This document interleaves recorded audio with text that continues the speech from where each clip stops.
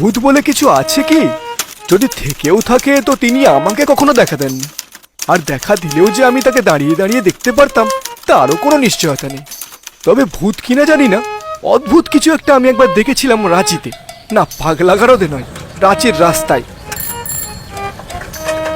সেদিন একটা সাইকেল হাতে পেয়ে হন্ড্রোর দিকে পাড়ি জমিয়েছিলাম, কিন্তু মাইল সাতেক যাওয়ার পরেই হঠাৎ তার একটা টায়ার গেল ফেটে।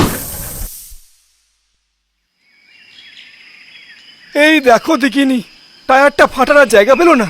শহর থেকে এত দূরে এই জঙ্গলি শুনশান এলাকায় এবার সাইকেল চালাই কি করে?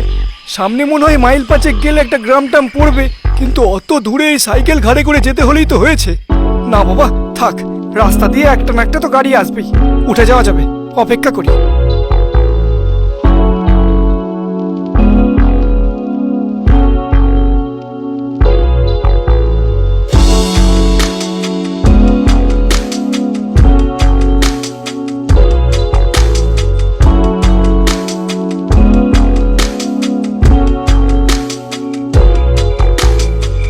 কি রে, এ তো সন্ধে হয়ে গেল, এখনো কোনো মোটর গাড়ি তো দূরে থাক, কোনো গরুর গাড়িরও তো পাত্তা নেই।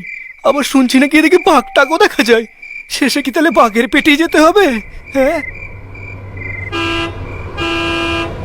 এই এটা লরি না? হ্যাঁ হ্যাঁ, এই এই স্টপ স্টপ স্টপ, এই থামান, এই থামান, এই রোককে রোককে, এই দাঁড়ান না, এই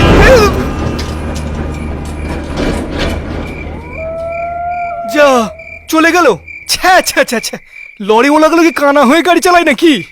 অবশ্য যেরকম করে ওরা মানুষ চাপা দেয় তাতে কিছুই আশ্চর্য নয়। না, মনে হচ্ছে বাঘের হাতেই প্রাণটা যাবে। কিন্তু এতটা রাস্তা হেঁটে গেলেও যে আমার প্রাণটা থাকবে তারও তো কোনো নিশ্চয়তা নেই। তাহলে কি করা যাবে? হাঁটবো না হাঁটবো না? হাঁটবো না হাঁটবো না? হাঁটবো। এই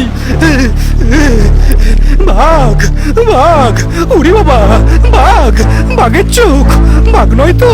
ওরে বাবা, বাঘ নয় তো? বাঘ নয় তো? না, বাঘ নয় তো, এটা একটা বেবি অস্টিন। এই এই স্টপ স্টপ, থামান, এই যে এই যে এই যে থামান। এ কি রে, থামার তো কোনো লক্ষণই দেখতে পাচ্ছি না। এই যে এই যে, হেল্প হেল্প, ও দাদা, ও দাদা, এই ধরতেরি, যা হবে হবে, উঠে যাই। মাছা গেল, কিন্তু সাইকেলটা যাকে বাঘের পেটে না গেলে কালকে নিয়ে যাব। বলছি দাদা, কিছু মনে করবেন না, আমাকে লালপুরার মোড়ে একটু নামিয়ে দিলেই হবে। ওখানে ডাক্তার ড্রাইভার কোথায়? ওরে বাবা, আর ইঞ্জিনও তো চলছে না। ভূত ভূত, রাম রাম রাম রাম রাম রাম রাম রাম রাম, শেষে কি ভূতের গাড়িতে উঠলাম? রাম রাম রাম রাম। ও দাদা, ও ভূতদা, রাগ করবেন না, দয়া করে রাগ করবেন না, নিরুপায় হয়ে উঠে এসেছি দাদা। ও দাদা, দাদা, ও দাদা, এ তো কিছুই বলে না, নেমে যাব নাকি? কিন্তু নেমে গেলে যদি গাড়ি আর না পাই তাহলে এতটা পথ হেঁটে যেতে হবে। না বাবা থাক, ভূতের গাড়ি ঠিক আছে। আর ভূত যখন কিছু বলছে না তার মানে ভূতের কোনো আপত্তি নেই। আমি শুধু শুধু ভয় পাচ্ছি। না, অত ভয় পেয়ে লাভ নেই, একটু আরাম করেই বসা যাক। আর এই গাড়ি যা কচ্ছপের মতো যাচ্ছে তাতে একটু ঘুমিয়ে নিলেও ক্ষতি নেই।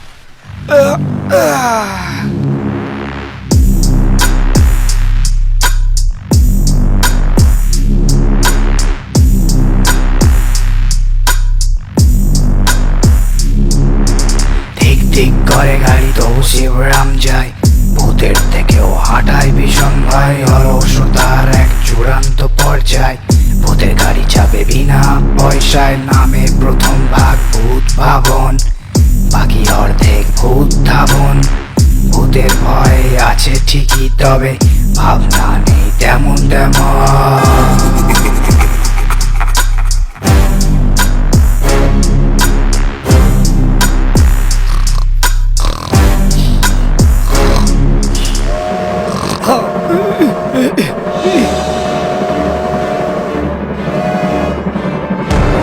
ও ভূতদা, সামনে ক্রসিং, কিন্তু গাড়ি থামান, এখানে রেলগেট নেই, বুঝতে পারবেন না।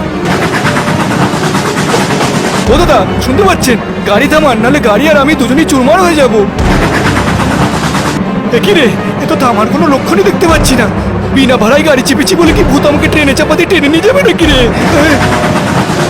ওরে বাবা রে, হেঁটে যাবো, হেঁটে যাবো। এই দরজার হাতুর কোথায়? এই এই কোথায় গেল? এই দরজা।